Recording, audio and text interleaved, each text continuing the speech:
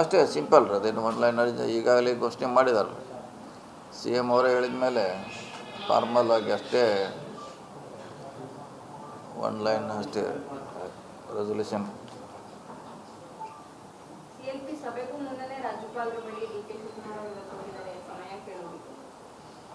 ಅಲ್ಲ, ಆಲ್ರೆಡಿ ಅವರು ಆಗೋದು ಅದು ನಿಶ್ಚಿತ ಆಗಿದ್ದಲ್ಲ. ಹೀಗಾಗಿ ಚರ್ಚೆಯನ್ನು ಮಾಡ್ತಿರ್ಬೋದು.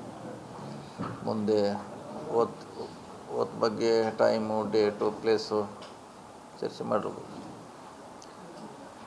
ಸರ್ ಈಗ ಒನ್ ಮ್ಯಾನ್ ಒನ್ ಪೋಸ್ಟ್ ಅದಕ್ಕೆ ಸ್ಟಿಕ್ಕರ್ ಆಗಿದ್ದಾರೆ ಸರ್ ಕಾಂಗ್ರೆಸ್ ಹೈಕಮಾಂಡು, ಅಥವಾ ಏನಾದ್ರು ಚೇಂಜ್ ಮಾಡೋ ಸಾಧ್ಯತೆ ಇದೆ? ಇದೆಲ್ಲ ಗೊತ್ತಿಲ್ಲ. ಅದು ಸಾಯಂಕಾಲ ಅಥವಾ ನಾಳೆಗೆ ಅಂತಿಮ ಆಗ್ಬೋದು ಚರ್ಚೆ. ಸೊ ಅದನ್ನೆಲ್ಲ ಮಾತಾಡ್ತಿದ್ದಾರೆ ವರಿಷ್ಠರು, ಡೆಲ್ಲಿ ವರಿಷ್ಠರು, ರಾಜ್ಯ ವರಿಷ್ಠರು. ಅಂತಿಮವಾಗಿ ನಾಳೆವರೆಗೆ ಫೈನಲ್ ಆಗ್ಬೋದು ರೀ. ಮೊನ್ನೆಯವರು ಕೂಡ ಕೆಪಿಸಿಸಿ ಸ್ಥಾನಕ್ಕೆ ನಮ್ಮೊಬ್ಬರ ಹೆಸರನ್ನೇ ಬಂದಿತ್ತು ಸರ್. ಈಗ ಪರಮೇಶ್ವರ್ ಅವರ ಹೆಸರು ಕೂಡ ಕೇಳಿ ಬರ್ತಾ ಇದೆ. ಗೊತ್ತಿಲ್ಲ ಯಾರಿಗೆ ಮಾಡ್ತಾರೆ. ಅಂತಿಮವಾಗಿ ಹೈಕಮಾಂಡೇ ಮಾಡಬೇಕು. ಯಾರಿಗೆ ಮಾಡೋ ನಿರ್ಧಾರ ಯಾವುದೇ ಇದ್ರೂ ಕೂಡ 2-3 ಹೆಸರು ಇಟ್ಟಿರ್ತಾರೆ. ಒಂದು ಹೆಸರು ಯಾವಾಗ ಇರೋಲ್ಲ. 2-3 ಹೆಸರಲ್ಲಿ ಅವ್ರಿಗೆ ಯಾವುದು ಸೂಕ್ತ ಅದನ್ನು ಮಾಡೇ ಮಾಡ್ತಾರೆ. ಸೊ ವೇಟ್ ಮಾಡಬೇಕಷ್ಟೇ ನಾವೀಗ. ಇಲ್ಲ, ಅವ್ರು ಡೆಲ್ಲಿಗೆ ಹೋಗಿದ್ರಲ್ಲ, ನಿಂದು ಭೇಟಿಯಾಗಿಲ್ಲ. ಸಿ ಎಮ್ ಅವ್ರಿಗೆ ಭೇಟಿಯಾಗಿದ್ದಾರೆ. ಸಿ ಎಮ್ ಅವ್ರಿಗೆ ಭೇಟಿಯಾಗಿದ್ರು ಅವರು.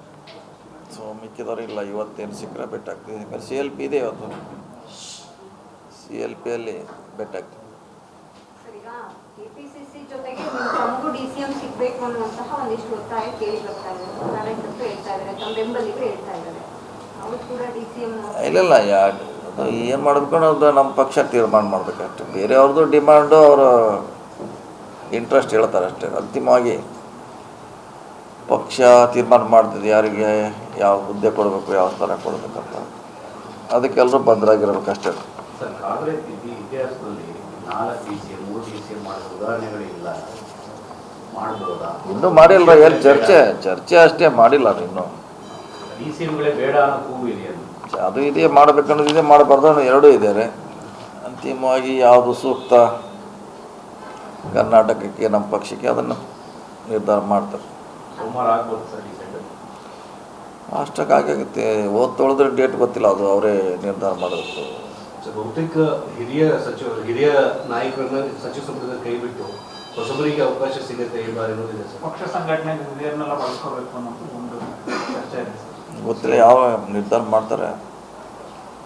ಸೊ ಹಳಬ್ರು ಇರಬೇಕು, ಕ್ಯಾಬಿನೆಟ್ಲಿ ಹೊಸಬ್ರು ಇರಬೇಕು. ಎಲ್ಲರನ್ನೂ ಹೊಸಬ್ ಮಾಡಲಿಕ್ಕಲ್ಲ, ಹಳಬ್ರು ಮಾಡಲಿಕ್ಕಲ್ಲ. ಇಬ್ಬರು ಕಾಂಬಿನೇಷನ್ ಆಗಿ ಬೇಕು. ಎರಡು ಬ್ಯಾಲೆನ್ಸ್ ಮಾಡಬೇಕು. ಹೈಕಮಾಂಡ್ ನಾಯಕರ ಬಳಿ ಸಿದ್ದರಾಮಯ್ಯ ಅವರು ಒಂದು ಬೇಡಿಕೆ ಇಟ್ಟಿದ್ದಾರೆ, ಸಮನ್ವಯ ಸಮಿತಿಯನ್ನ ರಚನೆ ಮಾಡಬೇಕು ಅನ್ನುವಂತಹ ನಿಟ್ಟಿನಲ್ಲಿ. ಆ ರೀತಿ ಅನಿವಾರ್ಯತೆ ಕಾಂಗ್ರೆಸ್ನಲ್ಲಿ ಇದೆಯಂತೆ. ಯಾಕಂದ್ರೆ ಹಿಂದೆ ಬಿಜೆಪಿಲೂ ಆಗಿತ್ತು, ಅದಕ್ಕೆ ಸಾರಥ್ಯವನ್ನ BSY ವಹಿಸಿಕೊಂಡಿತ್ತು.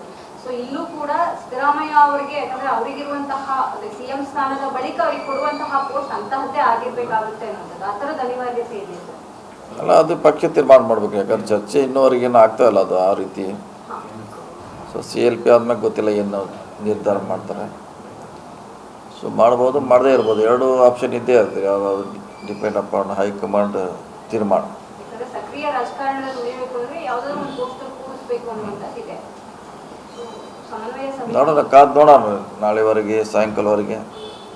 ಫಸ್ಟ್ ಒಂದೊಂದು ಕ್ಲಿಯರ್ ಆಗಬೇಕಲ್ಲ. ಒಂದಾದ್ಮೇಲೆ 2 3 ಈಗ ಇನ್ನೂ ಒಂದನೇದಾಗಿಲ್ಲ. ಇದೇ ಗದ್ದಲ ಇದೆಲ್ಲ, ಇನ್ನೂ ಒಂದನೇದಾಗಲಿದ್ದು. ಈ ಬೆಳವಣಿಗೆಗಳ ಬಗ್ಗೆ ಖುಷಿ ಇದೆಯಾ ಸರ್? ಪಕ್ಷದ ನಿರ್ಧಾರ ಹೇಳಿಲ್ಲ. ಪಕ್ಷ ಏನು ಹೇಳಿದ್ರು ತೀರ್ಮಾನ ಸ್ವಾಗತ ಮಾಡಬೇಕಂತ ಹಿಂದೂ ಹೇಳಿದ್ದೀವಿ. ಅದರ ಸಿದ್ದರಾಮಯ್ಯ ಅವರು ಹೇಳಿದರು, DK ಶಿವಕುಮಾರ್ ಅವರು ಹೇಳಿದರು. ಸೊ ಎಲ್ಲರೂ ಒಪ್ಪಲೇಬೇಕು ಯಾವುದೇ ತೀರ್ಮಾನ ಆದರೂ.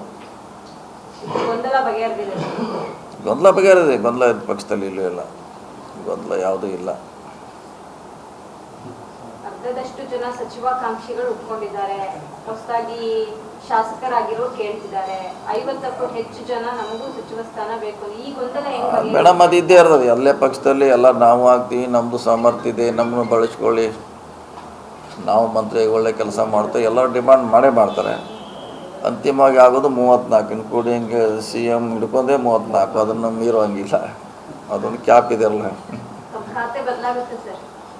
ಗೊತ್ತಿಲ್ಲ ಯಾವುದೇನು ಅನ್ನೋದು ಗೊತ್ತೇ ಇಲ್ಲ. ಮೊದಲು CLP ಆಗಲಿ, ಅವ್ರ ಮೊದಲು ಒಬ್ಬರು ಕ್ಯಾಪ್ಟನ್ ರೆಡಿ ಆದ್ಮೇಲೆ ಮುಂದಿಂದು ಲೆಕ್ಕಾಚಾರ ನೋಡೋಣ. ಈಗ ಹೇಳಲಿಕ್ಕೆ ಆಗಲ್ಲ. ಪಕ್ಷ ತೀರ್ಮಾನ ಏನು ಮಾಡ್ತೈತಿ ಅದಕ್ಕೆಲ್ಲರೂ ಭದ್ರಾಗಿರ್ಬೇಕಷ್ಟೇ.